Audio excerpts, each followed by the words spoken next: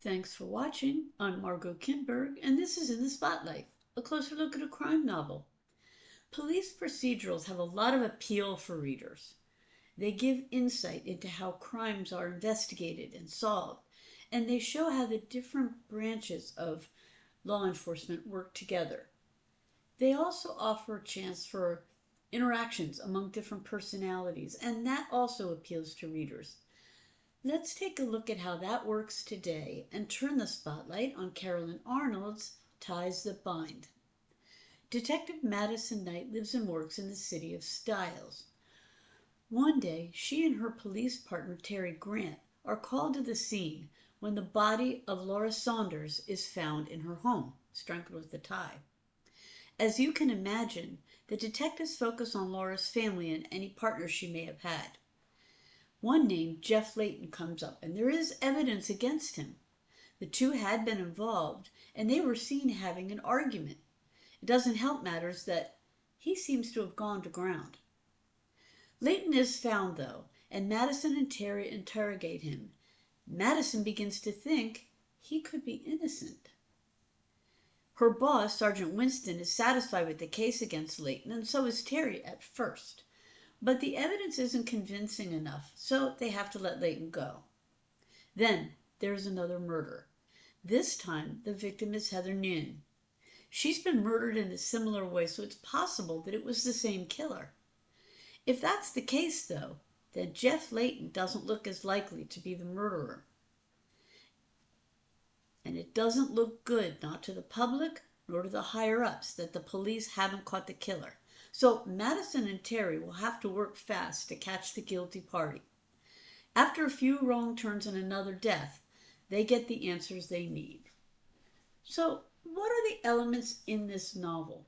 What keeps the pace going and keeps things together? Well, as I say, this is a police procedural. So there's a major focus on the investigation, the evidence, the interrogations, and so on. There's tension among the various officers at times, but this isn't one of those stories with bent cops, turf wars, and corrupt higher-ups. The team functions together, and they're dedicated. It's also worth mentioning the relationship between Madison and Terry. They're close personal friends, and no, there's no romantic angle to this. And they depend on each other.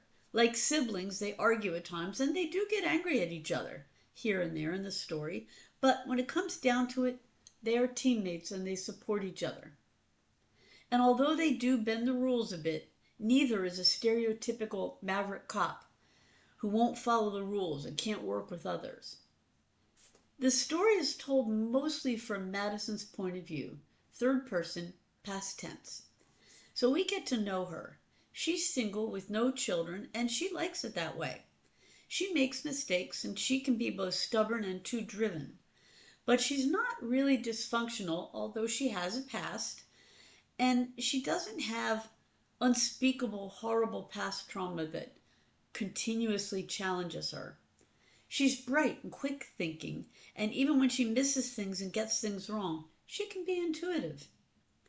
This isn't a graphically violent novel, nor is there explicitness, certainly not gratuitousness. And I can say without spoiling the story that we do get the truth about the murders, and there are a couple of subplots that have positive resolutions. But you couldn't call this a happily ever after sort of book. There is real sadness and anger in this story, and things are not made all right again just because the murders are solved. The story has a few twists and surprises. Readers who like major plot twists will appreciate that. And in the solution to the mystery, we see how the past impacts the present. Ties That Bind is a police procedural that focuses on 3 murders and what links them. It features a dedicated police team, a complex case, and a driven protagonist who doesn't just let things go. This has been In the Spotlight. I'm Margot Kinberg. Thanks for watching.